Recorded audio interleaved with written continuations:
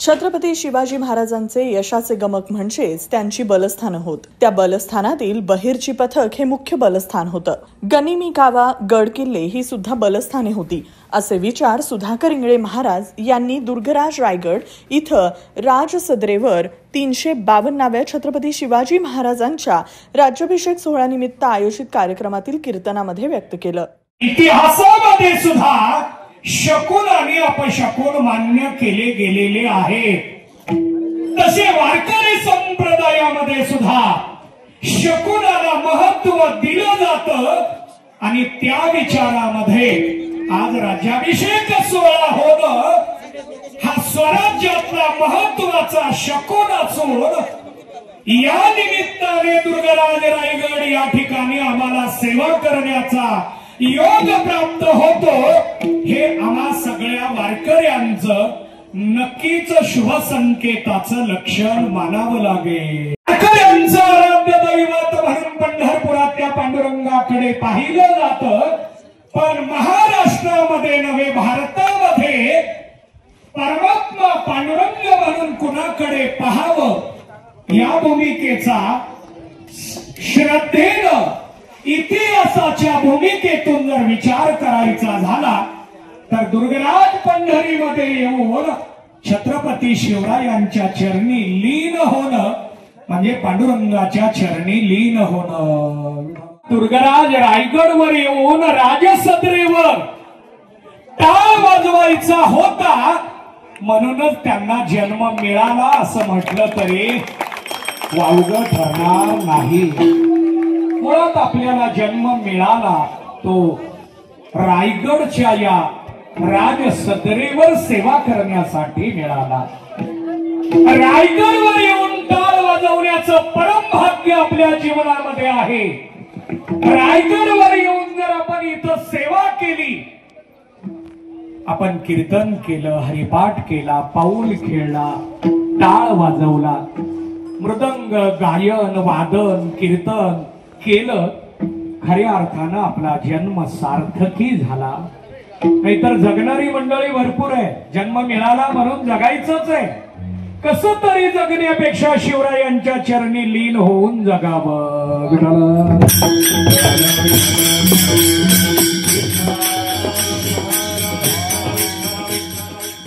छत्रपती शिवाजी महाराजांच्या बौद्धिक उंचीचे आणि क्षमतेचं वर्णन करणं आपणास अशक्य आहे.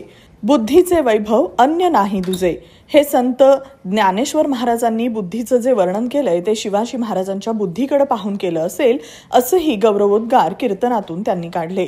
रायगड पाहणं वेगळं, रायगड समजून घेणं वेगळं. ज्यांना रायगड पाहायचंय त्यांनी पहिल्यांदा इतिहास वाचावा. रायगड पाहायचंय त्यांनी पहिल्यांदा छत्रपती शिवराय समजून घ्यावेत आणि नंतर रायगड पाहिला की आम्हाला दुर्गराज रायगड कळणार आहे. कारण रायगड पाहण्यासाठी डोळे लागणार आहेत का दृष्टी लागणार आहे? आम्ही डोळे घेऊन रायगडला यावं का दृष्टी घेऊन यावं? दृष्टी घेऊन रायगडला यावं का श्रद्धा घेऊन यावं? बघा, रायगड पाहायला आलो म्हणून आम्ही काही जण दुर्गराज रायगडवर आलो तरी इथं घाण करणं सांगावं लागतं, सूचना द्यावी लागते. रायगड हा आपला आत्मा आहे. रायगड हे आपलं अधिष्ठान आहे.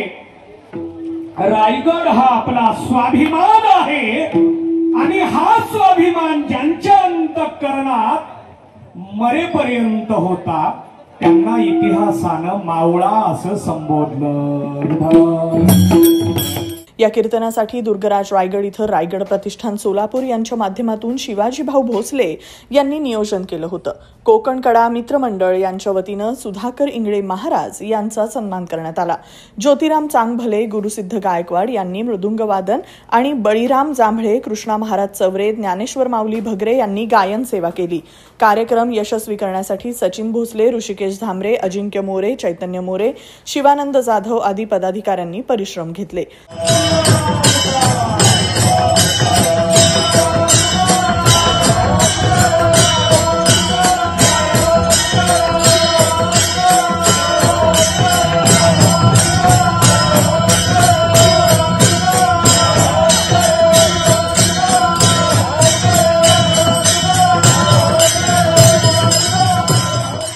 तसंच 352व्या छत्रपती शिवाजी महाराजांच्या राज्याभिषेक सोहळ्यानिमित्त हरिपाठ परिवार निराळे वस्ती आणि संत सावता महाराज वारकरी मृदुंग वादन प्रशिक्षण संस्था यांच्या माध्यमातून दुर्गराज रायगड राज सदर इथं 100 महिलांचा हरिपाठही मोठ्या उत्साहात झाला.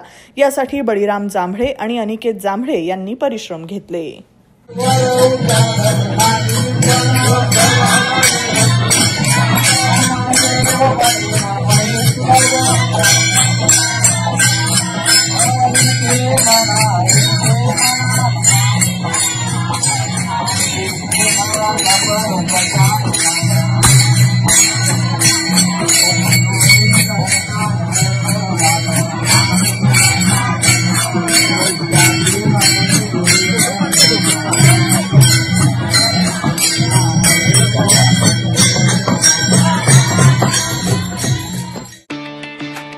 एडी जोशी ज्युनियर कॉलेज 11वी सायन्ससाठी केंद्रीय पद्धतीनं प्रवेश प्रक्रिया सुरू. शासनाच्या वेबसाईटवर कॉलेजला प्रथम प्राधान्यक्रम देऊन फॉर्म भरावा. पीसीएमबी ग्रुपसाठी 15,000 तर कम्प्युटर सायन्स, क्रॉप सायन्स, इलेक्ट्रॉनिक्ससाठी 23,000 रुपये वार्षिक फी.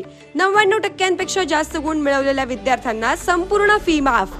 95% ते 98.8% गुण मिळवलेल्या विद्यार्थ्यांना 50% फी माफ. विद्यार्थ्यांच्या सोयीनुसार कॉलेजचे वेळापत्रक. कॉलेज ऑफिस मध्ये त्वरित रजिस्ट्रेशन करा. संपर्क 95 11 68 77 50 आणि 80 87 85 37 54.